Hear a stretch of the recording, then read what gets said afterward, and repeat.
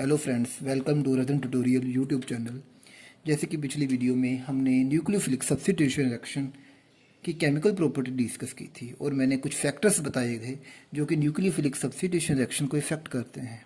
आज उन्हीं वीडियो के हिसाब से, उन्हीं प्रीवियस वीडियो के बेस पर हम कुछ प्रॉब्लम्स करेंगे जो कि IIT JEE एडवांस में नीट वगैरह में पूछी गई हैं। तो सबसे पहली प्रॉब्लम है, अगर हम के आई की रिएक्शन एसीटोन जो कि एक सोलवेंट का काम कर रहा है उसकी रिएक्शन इन PQRS से करेंगे, और उसने ये भी बताया है कि जो रिएक्शन का पाथ है वो SN2 है। मींस हमने के की रिएक्शन इन चार रिएक्टेंट PQRS से करनी है और रिएक्शन जो है वो SN2 पाथ को ओबे करती है, और हम रिएक्शन एसीटोन की प्रेजेंस में कर रहे हैं। तो हमें ये बताना है कि इन PQRS में किसका रेट ऑफ रिएक्शन फास्ट होगा। तो सबसे पहले अगर हमें पता हो तो हमें पता है कि SN2 के केस में ट्रांजिशन स्टेट बनती है, और ट्रांजिशन स्टेट अगर स्टेबल होगी तो रिएक्शन रेट क्या होगा, फास्ट होगा। और अगर हम इन सब चार एग्जाम्पलों को क्लियर करें, इन चार एग्जाम्पल्स को अगर हम देखें तो CH3 के केस में ट्रांजिशन स्टेट इस तरह से बनेगी। ये 3 हाइड्रोजन है, क्लोरीन यहाँ पर लीव करेगा और आयोडाइड यहाँ अटैक करेगा। तो it is a transition state in case of CH3Cl। अगर मैं इसकी बात करूँ तो इस केस में ये कार्बन है, ये यहाँ पर मिथाइल ग्रुप है, अगेन यहाँ मिथाइल ग्रुप है, और एक यहाँ हाइड्रोजन है। अगेन आपको यहाँ Cl लीव करेगा और इस तरह से आपका यहाँ आयोडाइड अटैक करेगा। अगर हम इस ग्रुप की बात करें, अगेन यहाँ CH2, this is A C, again here is H, here is H, तो ये Cl लीव करेगा और आपका आयोडाइड यहाँ क्या करेगा, अटैक करेगा। तो this is a transition state in case of CH3Cl, this is a transition state in case of this one Q, this is a transition state in case of allylic halide, this is a transition state in this case is now this one.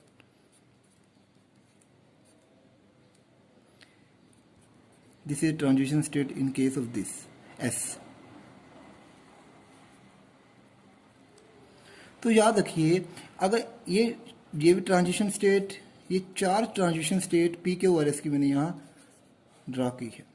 जो transition state ज़्यादा stable होगी वो जल्दी बनेगी। जैसा कि मैंने पिछली वीडियो में कहा था, अगर आपका इस तरह का सबस्टेट हो और जेड क्या हो, इस तरह से जेड का ग्रुप हो,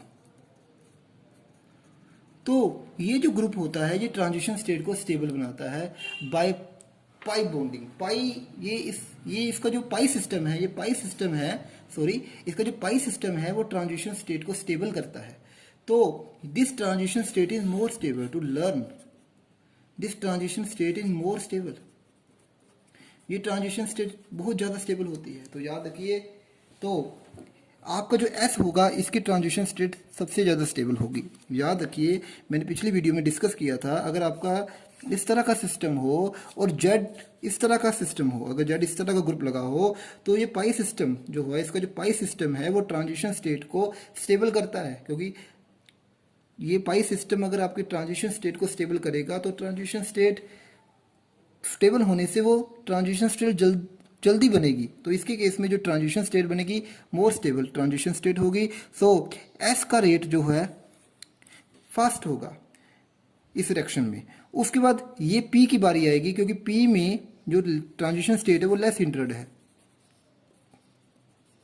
आप सोच रहे होंगे कि इसकी ट्रांजिशन स्टेट मोर हिंड्रेड है। बेटा याद रखिए, ये जो मॉलिक्यूल है रिजिड है, इसकी जो फ्लेक्सिबिलिटी बहुत कम है। फ्लेक्सिबिलिटी कम होने के कारण, ये रिजिड है, तो इसकी स्टीरिक हिंड्रेंस इतनी नहीं होगी। दूसरी बात ये है, बेंजीन और कार्बोनाइल का जो पाई सिस्टम है वो ट्रांजिशन स्टेट को स्टेबल बनाता है। बेंजीन और कार्बोनाइल का पाई सिस्टम ट्रांजिशन स्टेट को क्या बनाता है, स्टेबल बनाता है। इसलिए ये रिएक्शन SN2 फास्ट करेगा। इसके बाद आएगा, पहले आएगा S, देन P। अगेन अगर हम इन दोनों की बात करें, सेकेंडरी है और यहाँ पे मिथाइल ग्रुप लगे हैं, तो इसकी ट्रांजिशन स्टेट में हिंड्रेंस ज़्यादा होगी। तो ज़्यादा ट्रांजिशन स्टेट हिंड्रेंस होगी तो ये SN2 स्लो करेगा। पर इस केस में अगेन ये पाई सिस्टम जो है, इस पाई सिस्टम की स्टेबिलिटी इस पाई सिस्टम से थोड़ी कम होगी। बट इसकी रिएक्टिविटी जो है इससे ज़्यादा होगी, क्योंकि ये पाई सिस्टम अगेन ट्रांजिशन स्टेट को क्या बनाएगा, स्टेबल बनाएगा।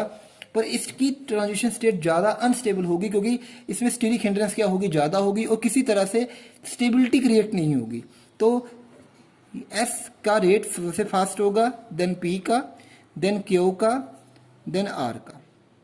तो हमारा जो ऑप्शन है जिसमें S, then P, then R, then Q, तो B is our correct answer. तो याद रखिए जब ट्रांजिशन स्टेट जितनी स्टेबल होगी उतना SN2 का रेट फास्ट होगा। मैंने कहा ये जो सिस्टम है ये ट्रांजिशन स्टेट को स्टेबल बनाता है because it is pi system. Again यहाँ स्टेरिक हिंड्रेंस कम है, तो इट इज़ एक्सेप्शनल। या आपको ये दिमाग में रखने का क्वेश्चन है। मैंने ये क्वेश्चन ऑलरेडी अपने नोट्स में डिस्कस किया था, प्रीवियस वीडियो में डिस्कस किया था। मैंने कहा था कि इस तरह का सिस्टम जो है SN2 फास्ट बहुत करता है क्योंकि ये जो सिस्टम है ये ट्रांजिशन स्टेट को बहुत ज़्यादा क्या बनाता है, स्टेबल। फिर हम स्टेरिक हिंड्रेंस में आए तो इसकी स्टेरिक हिंड्रेंस सबसे ज़्यादा होगी। अगेन ये वाला जो सिस्टम, ये पाई सिस्टम भी, इसकी स्टेरिक हिंड्रेंस भी होगी बट कुछ हद तक ये पाई सिस्टम ट्रांजिशन स्टेट को अगेन क्या बनाएगा, स्टेबल बनाएगा।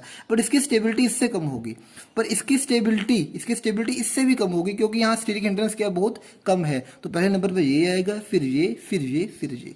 इस तरह से आपका ऑप्शन होगा करेक्ट बी।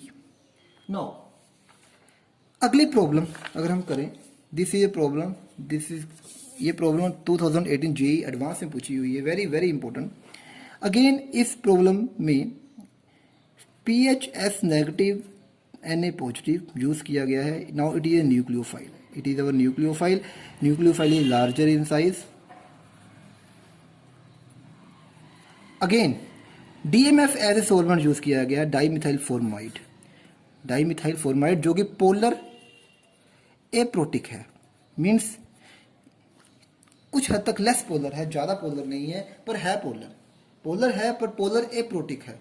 मैंने आपको पहले कहा था जब सॉल्वेंट पोलर एप्रोटिक हो, अगर आपको सॉल्वेंट पोलर एप्रोटिक हो तो SN2 पाथ को ओबे करता है।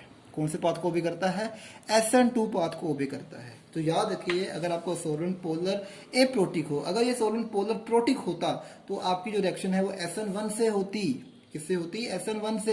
बट सॉल्वेंट को देखना है, यहाँ सॉल्वेंट का रोल मैं जो आपको पिछली वीडियो में डिस्कस किया था कि solvent play very important role. Solvent decide करता है कि SN1 से होना है या SN2 से होना है। अब आपका यहाँ जो सॉल्वेंट है वो DMF है जो कि पोलर एप्रोटिक है। पोलर एप्रोटिक होने से ये जो रिएक्शन है SN2 के साथ करेगा। तो याद रखिए, और आपका जो आपकी जो न्यूक्लियोफाइल है वो भी नेगेटिव चार्ज स्पीशीज है। तो मैंने कहा था अगर आपका न्यूक्लियोफाइल नेगेटिव चार्ज स्पीशीज हो और सॉल्वेंट क्या हो, एप्रोटिक हो, तो वो SN2 को ओबे करता है। तो याद रखिए ये जो रिएक्शन है SN2 से होगी। और हमें पता है SN2 रिएक्शन में क्या होती है, 100% इन्वर्जन। क्या होती है, 100% इन्वर्जन इन केस। जैसे मैंने SN2 के मैकेनिज्म में एक्सप्लेन किया था कि SN2 के केस में 100% इन्वर्जन होती है जिसे वाल्डन इन्वर्जन कहा जाता है। इसमें किसी तरह का एक सिंगल प्रोडक्ट ही फॉर्म होता है, एक सिंगल स्टीरियो आइसोमर ही बनता है जो कि 100% इन्वर्टेड होता है।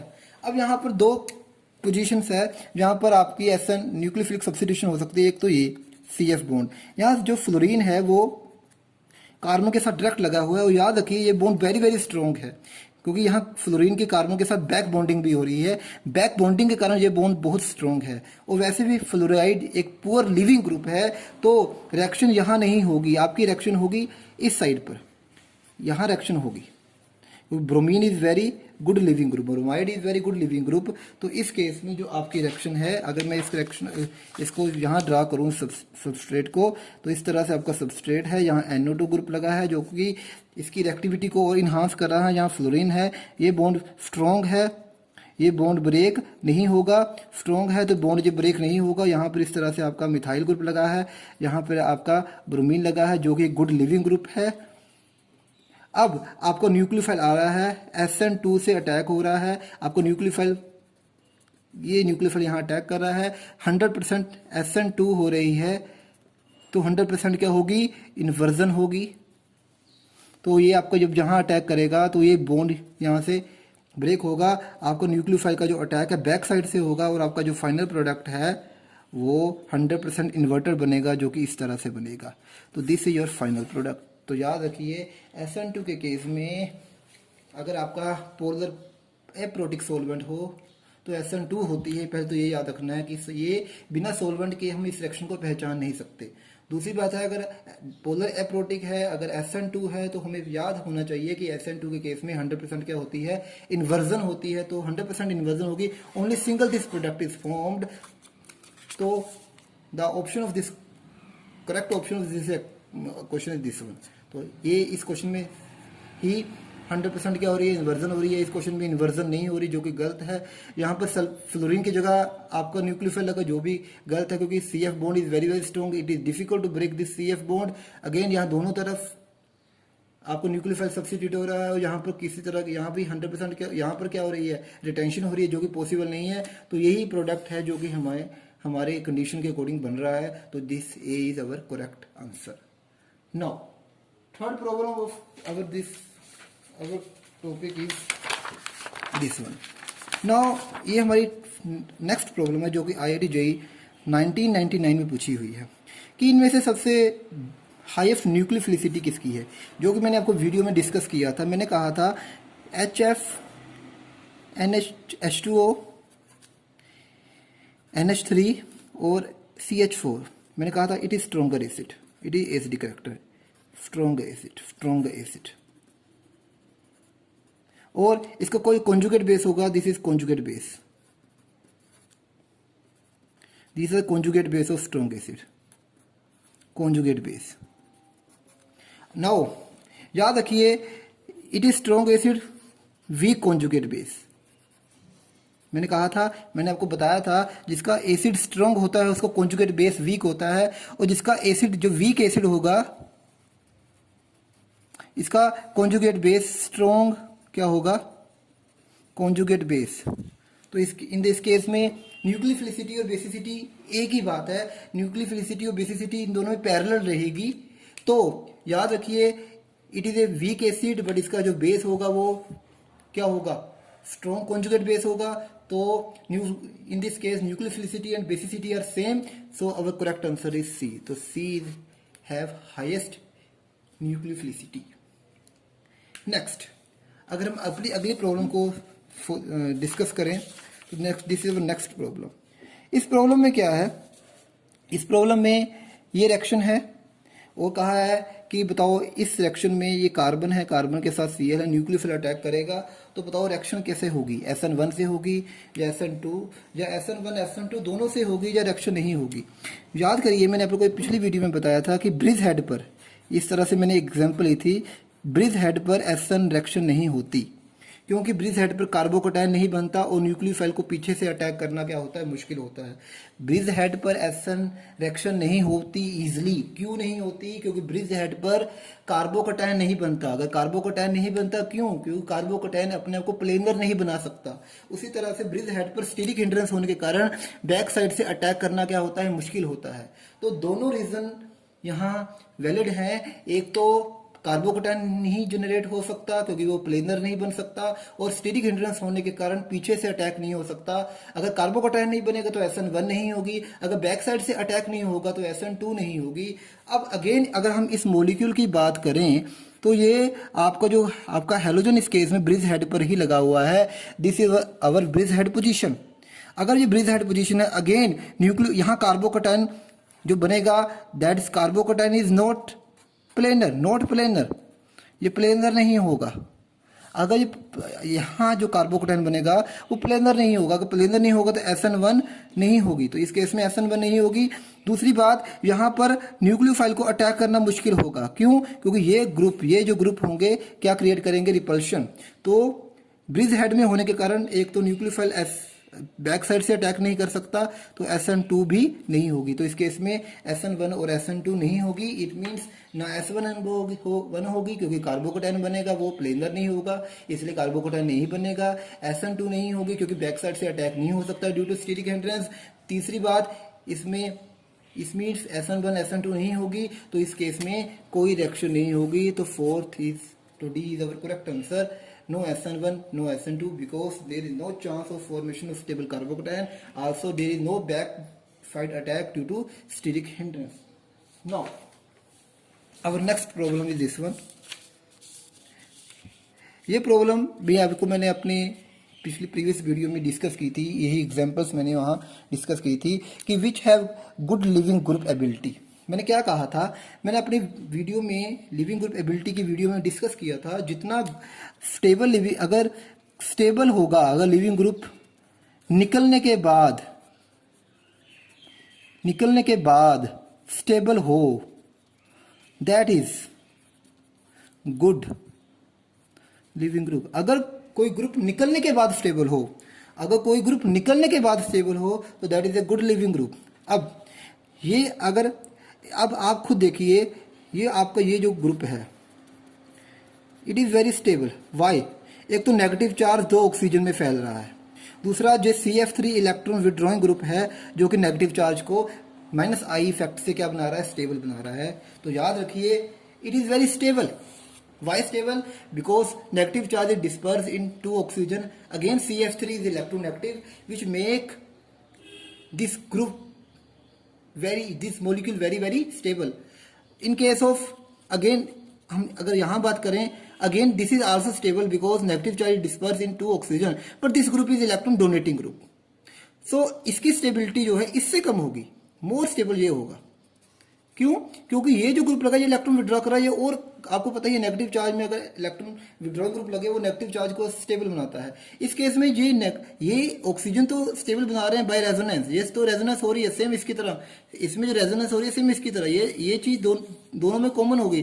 बट इस केस में ये इलेक्ट्रॉन विड्रॉइंग है जो इसको स्टेबल बना रहा है, ये जो ग्रुप इलेक्ट्रॉन डोनेटिंग ग्रुप है जो कि इसको क्या बना रही है, अनस्टेबल। तो it is more stable than this one.